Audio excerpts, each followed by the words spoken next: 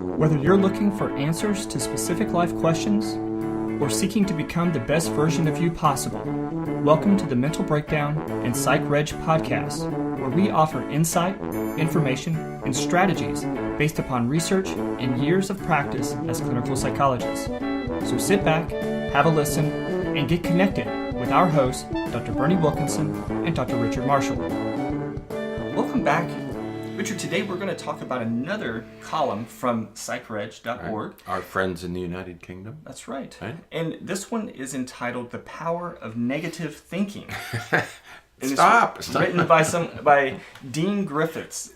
You had to, when you encounter an article with that title, you had to stop dead in my tracks. Right. I thought, wait a minute. Right. This must be a misprint. The Power of Negative Thinking. Yeah. But there is a question mark. There is in the title. But I really dig these kind of things because it's like,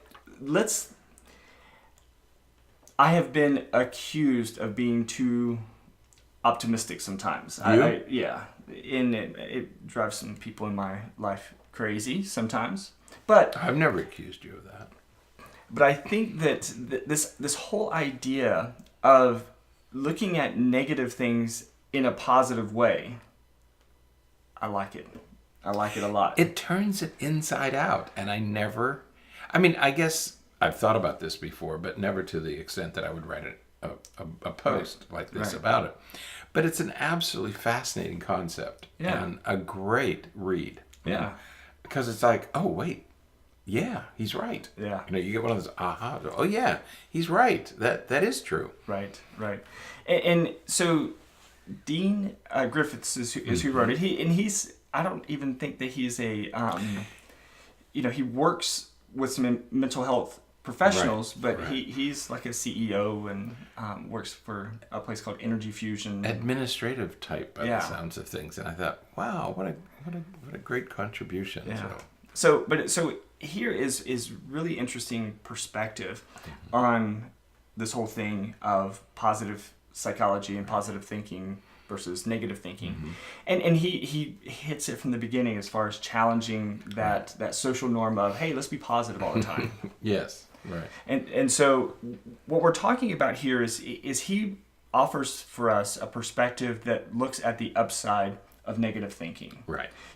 What can we, instead of disregarding and pushing those negative thoughts aside, what can we do to make things better? Or how can we use negative thinking in a positive way? That's right. And we've said many times on the programs that sometimes when you're a little bit down, a little bit depressed, a little bit anxious, use those negative emotions to figure out what's going on in your life that you might need to address. Right. So even, even those stronger emotions, sit down and try to figure out, why am I feeling this way? What do I need to change? What got me here? What do I need to change to improve? Right. And it's sort of in that vein that he writes this, that there is value in thinking about the negative parts of your life as well. Don't just ignore them. Yeah.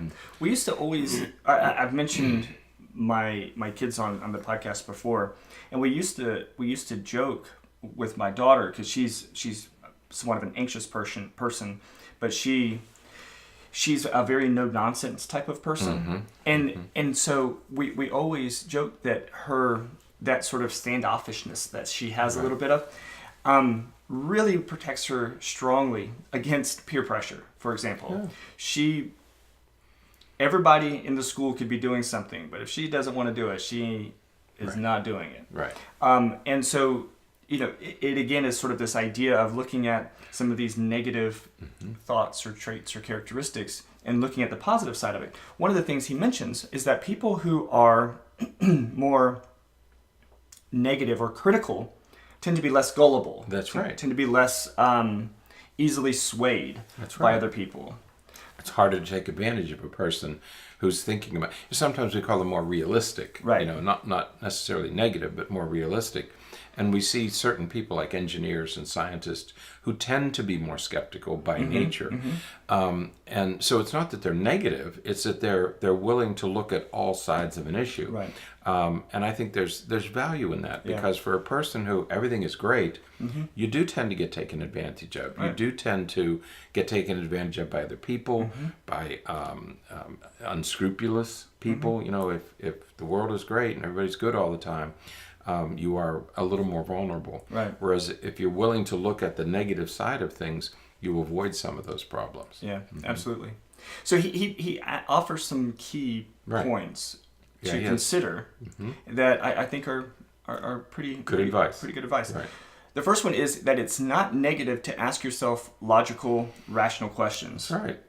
Go ahead and take a closer look at it. You Yeah. know, there's nothing. It's not negative. It's you know, let's look at all sides of it. Right. Yeah, I'd like to have a new car, but let's think about the financing. You know, you're not being negative, but you're looking at all aspects of it. Right. So I think that the idea of really, because we talk a lot about critical thinking, and that's what critical thinking is. Critical thinking is thinking logically. Does this information make sense based upon what I already know? And instead of disregarding it immediately, you integrate it, you see and you weigh it and you evaluate it. So thinking logically. I'm smiling because in science, we do test the null hypothesis. Right. What isn't, Right. not what is. Yeah. Yeah. I just So saw that. it's interesting. Yeah. I like that you mentioned the null hypothesis. That's really good.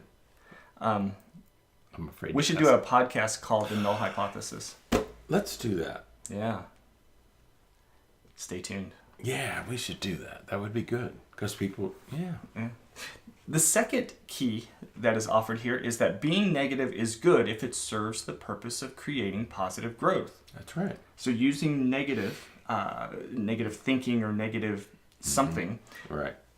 for positive outcome. That's right. When, for example, if you're hurt by somebody, especially, you know, girls have relational aggression and boys have physical, you're hurt by somebody, you have a negative experience, turn it into something positive, you know. And so I think that's what he means by number 2, is that go ahead, embrace the negative and make your life better because of it. Right.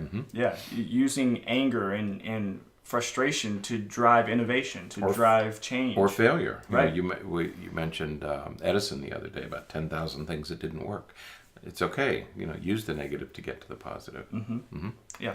The third thing is that being negative is one thing, but being realistic is another. Right. So there is a difference, and I like that he differentiates negative for the sake of being negative versus realistic. Right. So being skeptical or being logical or challenging conventions and thoughts in a way that, again, moves things in the positive direction, but it is realistic. That's right. And in these first 3, what he's advocating is the problem is not with being negative. The problem is if the negative keeps you stuck. What we're saying here is use the negative to get to a better place. Yeah. Okay. Where negative becomes a problem is when you say, "Oh no, I can't do that," or "No, I don't want to do that." You use it as a limitation. That's right. It limits, and that's the only problem with negative is that if it limits. Right.